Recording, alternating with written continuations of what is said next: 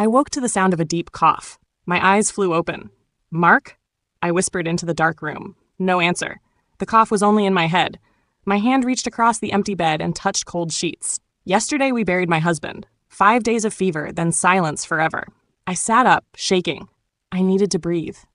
I pulled on Mark's old t-shirt, it still smelled like his lemon soap, and walked to the small balcony. 2 chipped mugs sat on the stools, side by side, the way we left them. He always filled them with ginger tea and teased me for adding too much sugar. The city was quiet, but inside me it roared. "Mark, you left too fast," I said into the dawn air. My voice was thin, like paper. Wind pushed the curtains against my legs. It felt like a cold hand. "Mom?" A small voice behind me. I turned and saw my son Tom in his Batman pajamas. "Where's Dad? He promised to fix my toy car." My throat hurt. "Dad is with God, sweetie." Tom rubbed his eyes. "Can God give him back?" I shook my head. Tears stung, but I did not let them fall. Tom hugged my legs. I held him until the sun painted the sky orange. By noon, the flat felt smaller. Bills covered the table. Electricity, rent, school fees, each one shouting, "Pay now." I counted the cash in my purse. 2 worn notes and some coins. Not enough for rent, not enough for anything. Tom sat across from me. "Why are you frowning, Mom?" "I'm doing sums," I said. "Grown-up sums." "Is it hard?"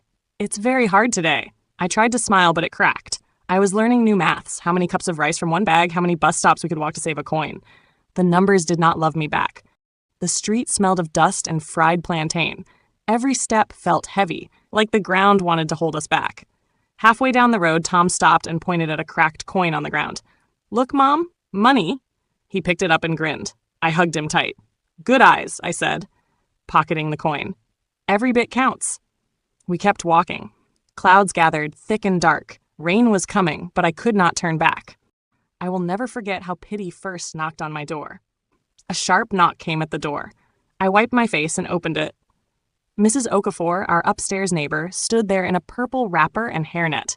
2 other women hovered behind her like worried birds. "Ah, my dear," she said, drawing out the words. "We have been talking." She stepped inside without waiting. The other women followed. I forced a smile. "Good evening, Ma." Mrs. Okafor looked around the room as if counting our problems. "We heard about Mark," she said, lowering her voice to a hush that still filled the room. "May God rest his soul." "Amen," the others echoed. One woman, thin and tall, shook her head. "Such a young man. Fever is wicked." I nodded, not trusting my throat to speak. Mrs. Okafor placed a warm hand on my shoulder. "Mary, you must think of your child. Life in Lagos is hard. Why suffer here? Go back to your people in Enugu. Your father's house is still standing. Abai?" My jaw tightened. She did not know that house leaked worse than this one, or that my mother's legs now failed her. But I stayed silent. Another neighbor, Anita, chimed in. "Yes, a good woman returns to her village. At least you will eat fresh yam and share the farm." She smiled, meaning well, but her words landed like stones. I crossed my arms. "Thank you. I will pray about it." They exchanged looks, the kind that say she is not listening. Pity turned to gentle scolding. "Lagos will swallow you," Anita said. "Rents rise every month." "And Tom needs a man's guidance," Mrs. Okafor added. "Uncles, cousins. Village life is safer than these crazy buses." I stared at the cracked floor tile between us. Inside, I screamed, "This city holds every laugh Mark ever gave me, every dream we whispered at 1 a.m. But none of that could be said aloud without sounding mad or ungrateful. So I nodded and folded their words into a polite thank you. They sighed with relief, thinking they had helped. Before they left, Anita slipped a small note into my hand, 500 naira. "Buy milk for Tom," she said. My cheeks burned. I wanted to refuse, but pride would not feed my son. I whispered, "God bless you," though the words tasted like metal. I decided, we stay, we fight here. Morning brought fresh advice from other neighbors. Mr. Joe the tailor said, "If you need money, I can find you a village bus ticket." Mrs. Afolabi, who sold cooked rice by the junction, pressed a plate into my hands and said, "Eat first, plan later." Pity wore many faces, all sure that leaving Lagos was love. None asked what I wanted. I listened, smiled, and thanked them. Then I walked Tom to school. The head teacher pulled me aside. "Fees are due next week. We can give small grace." Her eyes said she doubted I could pay. I nodded, stomach tight. A door creaked open 2 days later, though it did not look like hope at first glance. I stood at a stall near the market, asking again if any work was free. A broad-shouldered woman named Rose wiped sweat off her brow and pointed at a row of trucks being unloaded behind the wholesale sheds. "Night shift needs more hands," she said. "Heavy lifting. Cash paid each dawn." "How heavy?" I asked. Rose laughed, showing a gold tooth. "Heavy enough to make you curse, but lighter than hunger." I tightened my grip on Tom's hand. "I need to be home before my boy wakes." Rose called to a man counting boxes. "Hey, Peter, new worker here." The man looked me up and down, noted my thin arms, and shrugged. "Night pay is $4,000 per shift if you last till sunrise." 4,000. My heartbeat drummed. 4,000 meant school fees in 2 weeks if I could last. I turned to Tom. "You will sleep at Auntie Ngozie's flat tonight, okay?" He frowned. "Why can't you sleep too?" "Because I have to try a new job." Darkness smelled of diesel and ripe fruit. Floodlights turned the loading bay into a blinding stage. Men in torn gloves joked in pidgin, lifting crates of onions, rice, and palm oil. I pulled on Mark's faded work gloves and swallowed hard. Peter shouted, "Start with cartons of spaghetti, line 3. I bent, gripped a box, and felt pain shoot from wrist to shoulder. I staggered but kept hold. 1 step, 2, up a shaky plank into the store. My arm screamed, yet I returned for another load. "Slow down," a young man beside me whispered. "If you burn out now, you won't see morning." "Thanks," I gasped. His name was Joel. He showed me how to balance weight against my hip and breathe through strain.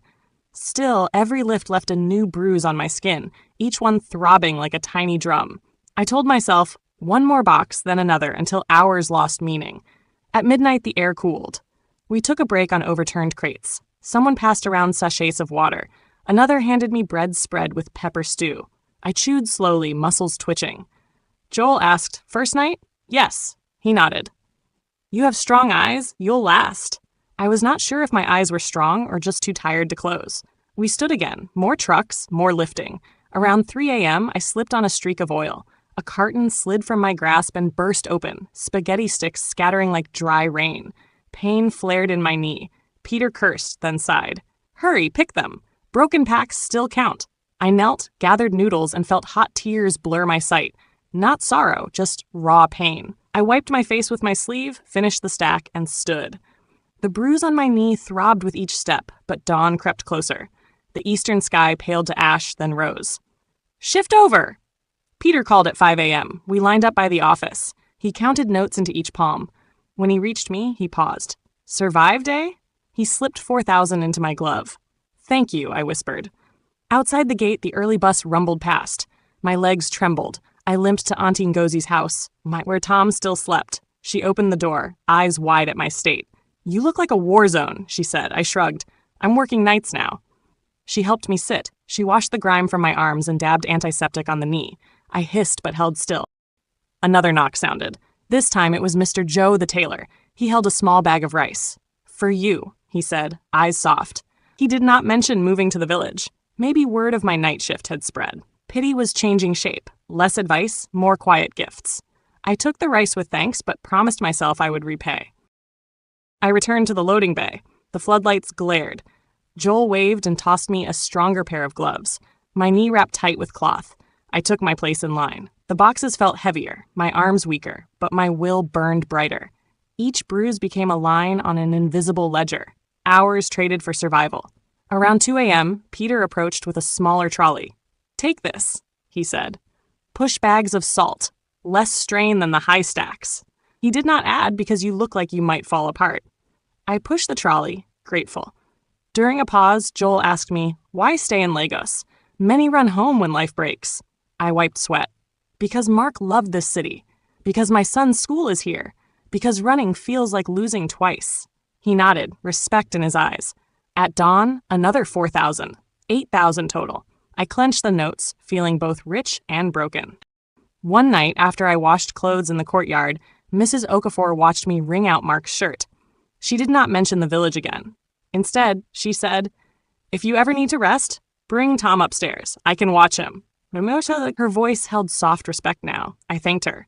Pain stayed. One evening, as I prepared for another shift, Tom brought me his drawing. A stick figure mom lifting a giant box with a smiley face. He had written under it, "My mom is strong." I swallowed a lump in my throat. "This is beautiful, Tom." I kissed his forehead. I tucked the picture into my pocket and headed into the night, heart aching but alive. The night shift had ended late because one truck arrived behind schedule. Dawn never showed. Dark clouds sank over the city like a wet blanket.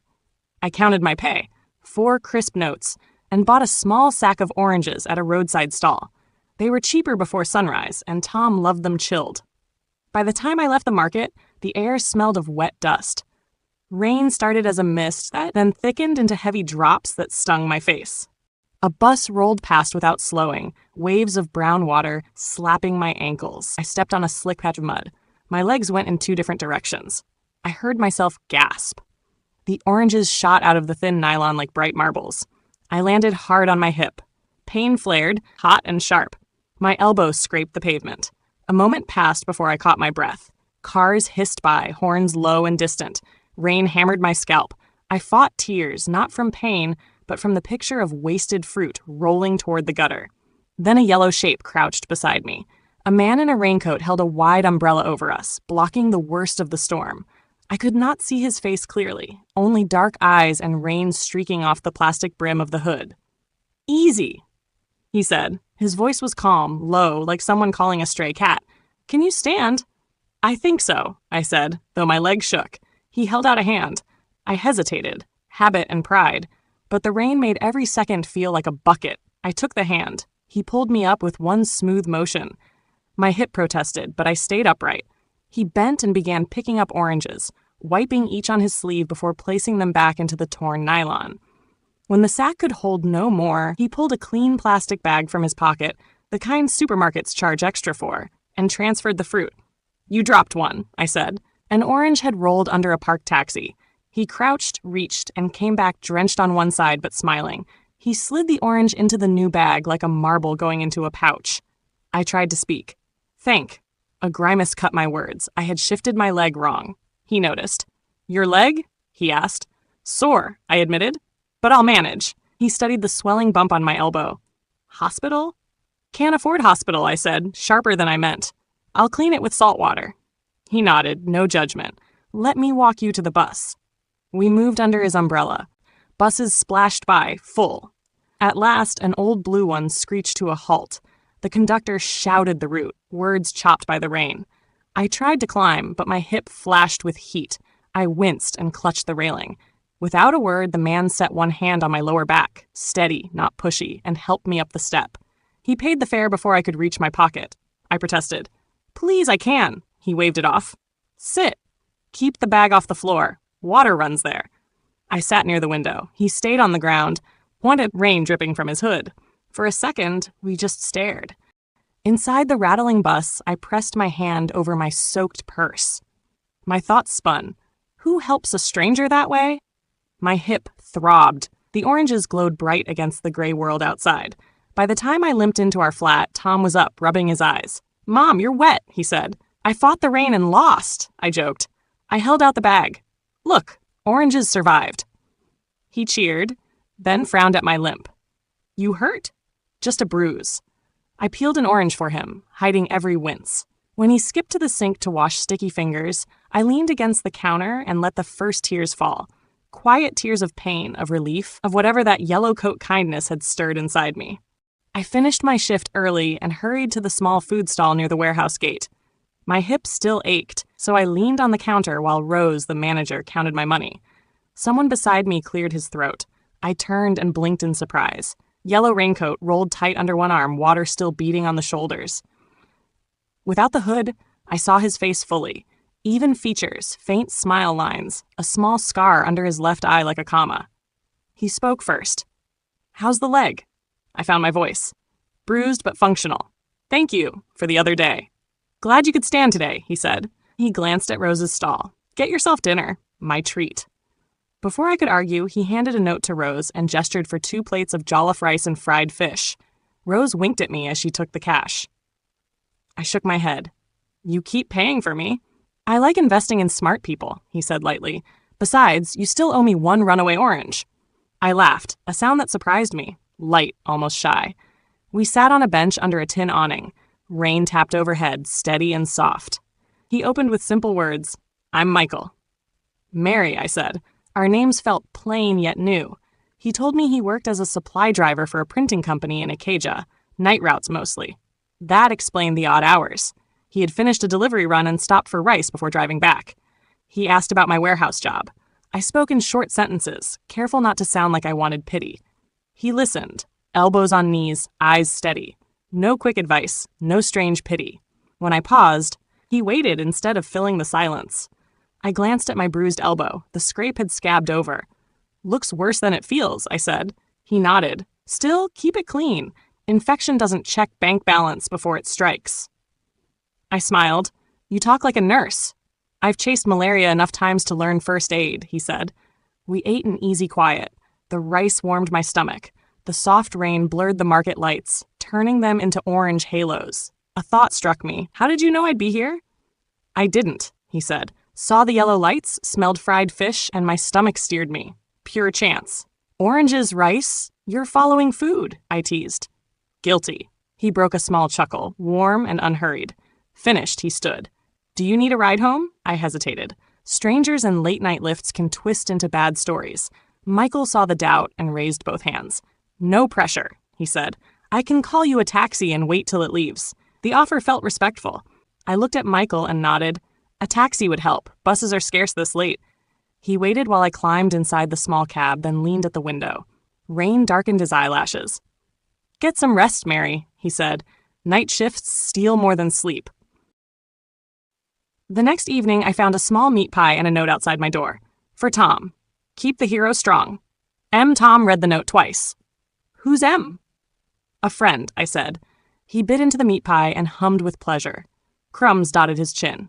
That weekend, Michael texted. How he got my number, I wasn't sure. Maybe Rose had shared it in good faith. The message was simple. "Warehouse shift tonight? I can drop extra gloves at the gate." I stared at the screen. My first reaction was cautious. I typed, then erased, then typed again. "Yes, thank you." At break, Michael bought sachets of water for the crew. Joel nudged me. "Your guy is generous." "Not my guy," I whispered, cheeks warm. Joel grinned. "Time may tell." When my hip tightened, Michael whispered, 5-minute stretch, and led me to a quiet corner. He showed me a simple move. Heel on crate, lean forward gently. It eased the burn. He did not touch me, just mirrored the posture. One Saturday evening, Tom and I stood in line at the corner bakery, the smell of fresh bread wrapped around us. Tom clapped when the baker pulled hot loaves from the oven window. A voice behind us said, "Save one for me." I turned. Michael held 2 cartons of books, balanced like a waiter carrying trays. Sweat dotted his forehead. He nodded at Tom. "Hello, superhero, I come in peace." Tom beamed. "Are those comics?" "No, school books for a tutoring program," Michael said. "But I have 1 comic in my truck, if your mom agrees." Tom looked at me with wide eyes. I decided to trust my own reading of this man. "1 comic," I said. "Then home." We left the bakery with a warm loaf and walked to his small van. He handed Tom a bright comic wrapped in clear plastic. Tom's joy lit up the parking lot. Back in the flat, Tom spread his comic on the bed, tracing each picture. 2 weeks later, he showed up outside our flat on Sunday morning, wearing a clean polo shirt and holding 3 cold drinks in a tiny cooler bag. "I'm kidnapping you for lunch," he said. I crossed my arms. "Kidnapping is illegal." "Then I'm politely requesting." He grinned. "There's a small park near 3rd Mainland. Shade, breeze, no street noise. Tom can run wild." I hesitated, but Tom stood behind me, bouncing on his toes. "Mom, please." I set simple rules. Back before dark. No spending cash I didn't have. Michael nodded. We boarded a keiki to the park. The lagoon breeze cooled the air. Palm leaves rattled overhead. Michael spread an old Ankara cloth on the grass. He unpacked bread, sardines, oranges, and 2 boiled eggs that made Tom yell, "Yes!" like he'd won a prize. While Tom chased dragonflies, Michael told me bits of his life. Raised by his aunt in Ibadan, drove trucks to pay for night classes in logistics. Liked jazz, though he couldn't play an instrument. He listened when I spoke about Mark, never changing the subject, never looking bored. At some point, I noticed the steady sense of safety around him, like the circle of an umbrella on that first wet morning. Trust was climbing, each favor a small rung on a ladder I hadn't planned to ascend. The turning point came on a Sunday when the power cut in the whole block, the yard filled with neighbors escaping the heat. Tom dragged his toy car outside. Michael arrived with a bag of cold sachet water and an idea. Let's build a racetrack. He used chalk to draw winding lines across the cement. Kids from 2 buildings joined in. They took turns pushing the small car while adults cheered. Tom laughed so hard he hiccuped. At one sharp corner, the car flipped. Michael threw his hands up, crying, "Crash!" in a silly high voice. All the children fell over giggling. The laughter hit me like a wave. I heard Mark's voice in memory telling me once, "Our boy's laugh is proof God still listens." I realized then that the sound of Tom's joy did not erase Mark. It carried him forward. I walked over and knelt beside the chalk line. Tom hugged my neck. His face shone with sweat and delight. "Mom, did you see the crash?" "I did," I smiled, brushing chalk dust from his cheek. "Your dad would have loved that stunt." Tom nodded as if he understood the full sentence. Michael met my eyes. He didn't speak, only tipped an invisible hat, a gentle salute to the man who came before him. No jealousy, no push. In that moment, something inside me unlocked, a small click like a latch lifting. The guilt loosened its grip. A fragile confession. After the sun slid down, Michael helped me carry sleeping Tom upstairs. We laid him on the sofa. I walked Michael back to the door, meaning to say good night, but words tangled. He sensed it and waited. "I keep thinking I'm doing wrong by being happy," I whispered, "like I'm borrowing light from a room I don't own." He answered softly, "Light belongs to everyone, Mary. Mark's shown his. Now you and Tom still need warmth." Tears threatened. "I loved him so much," he nodded. "I know. And that love made you strong enough to stand here. It didn't fade. It changed shape." I wiped my eyes with the back of my hand. Some days I feel 2 hearts, one saying move, one saying stay. He reached for my hand but rested his palm an inch above, giving me space to meet him halfway. I let my fingers rise and settle against his. "No rush," he murmured. "We walk the pace that feels right." In the soft corridor light, our joined hands felt calm, not shocking, like finding a stable rock mid-river. For the first time, I let silence sit without fear. Next weekend, Michael invited us to watch choir practice at a simple church where he sometimes played the drums. Tom loved anything with rhythm, so we went. The church was one long room painted sea blue with open windows that let in the breeze. While the choir rehearsed, Michael tapped gentle beats on a small djembe. Tom clapped along, missing every other note but beaming. I sat on a back bench, letting the soft harmonies wrap around me. The song was about morning mercies. I closed my eyes and pictured Mark smiling. The tune didn't push him away. It folded him into the room.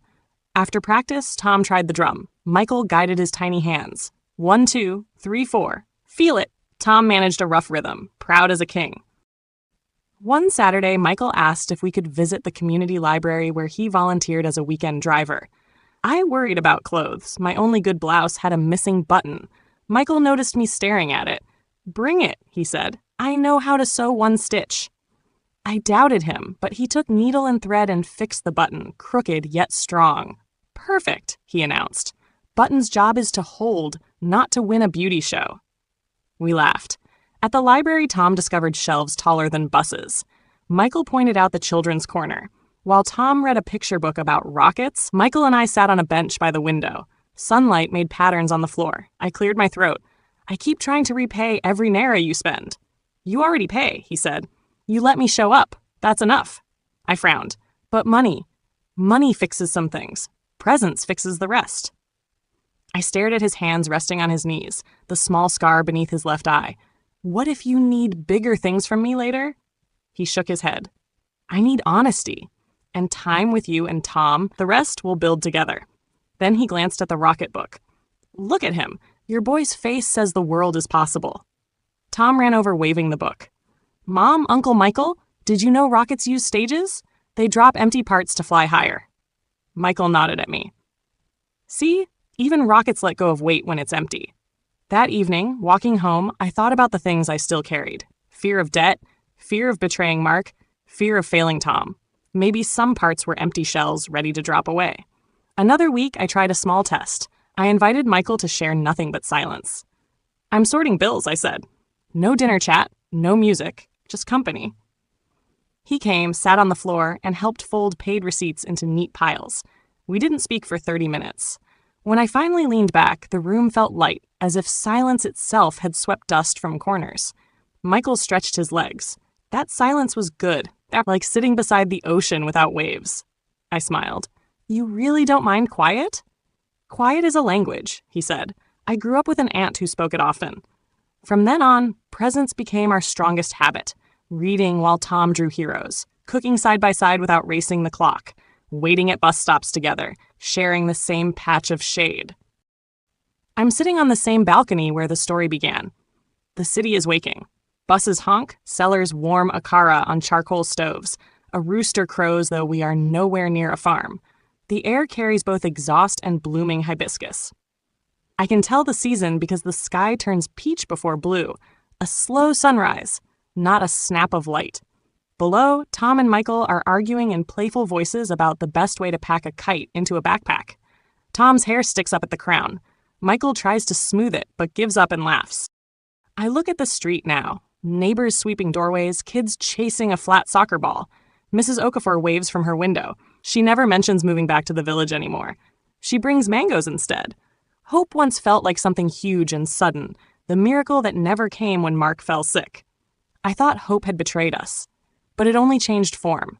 It became long walks, boxes lifted, bruises healed, school books labeled, a coat in the rain, an invisible drumbeat in a church hall, silent minutes with receipts, tea on a balcony. Hope became Michael's quiet promise, one day at a time. The sun edges higher, bathing the cracked balcony rail in gold. Tom shouts, "Mom, ready?" He waves the kite, yellow, like a raincoat, like remembrance. Michael waits beside him, eyes soft. I set the mug down and stand. My hip doesn't ache now. The bruises are faint stories on skin. I touch the rail once, whisper, "Thank you, Mark," then step inside. "Let's go fly hope," I tell Tom. Michael smiles. The three of us walk down the stairs, open to the long morning ahead, wrapped in a light we've earned together. Slow, steady, and already warm on our faces.